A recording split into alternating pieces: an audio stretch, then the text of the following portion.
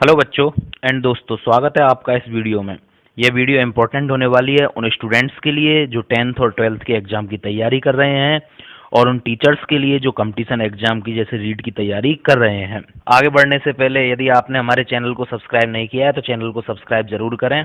देखो, last video में मैंने आपको बताया था कि शिक्षा मंत्री जी ने कहा है कि बोर्ड की परीक्षाएं ली जाएंगी, चाहे 1 या 2 माह की देरी हो जाए, क्योंकि उनका कहना था कि परीक्षाएं जो होती हैं वो बच्चों के जीवन का टर्निंग पॉइंट होती है और आगे का जो बच्चों का कैरियर होता है वो परीक्षाओं से ही जुड़ा हुआ रहता है। तो बोर्ड की परीक्षाएं ली जाएंगी, ये शिक्षा मंत्री का कहना है। अब यहाँ पर एक बिग अपडेट निकल के ये सामने आ रही है कि आरबीएसई बोर्ड भी केवल मेजर सब्जेक्ट का ही पेपर लेने का विचार कर रहा है। आपको बता दें कि शिक्षा मंत्री गोविंद सिंह डोटासरा ने कहा था कि सीबीएसई बोर्ड ने एग्जाम को लेकर 2 विकल्प दिए थे। इनमें से पहला विकल्प हमने चुना है जिसमें से मेजर सब्जेक्ट का ही एग्जाम लिया जाए और शेष पेपर का जो मूल्यांकन है वो इंटरनल असेसमेंट के आधार पर किया जाए। अब यदि आरबीएसई सीबीएसई को ये सलाह दे सकती है तो हो सकता है मे बी पॉसिबल कि आपकी जो एग्जाम हो वो भी केवल मेजर सब्जेक्ट की हो। अच्छा, इसमें एक रिपोर्ट निकलकर यह भी सामने आई है कि प्रमोट को लेकर बच्चे कर रहे हैं कि 10th क्लास वाले बच्चे प्रमोट कर दिए जाएं, तो सरकार नहीं चाहती कि बच्चे प्रमोट हों।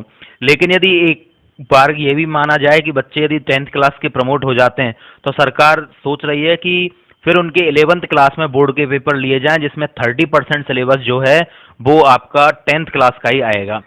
तो यदि ऐसा होता है 10th क्लास के बच्चे प्रमोट होते हैं तो 70% कोर्स 11th क्लास का और 30% कोर्स उनका 10th क्लास का आएगा। तो ये तो बच्चों के लिए सही नहीं होगा, क्योंकि उन्हें 10th और 11th दोनों की तैयारी एक साथ करनी होगी। इससे अच्छा तो ये होगा कि 10th की एग्जाम ही हो जाए।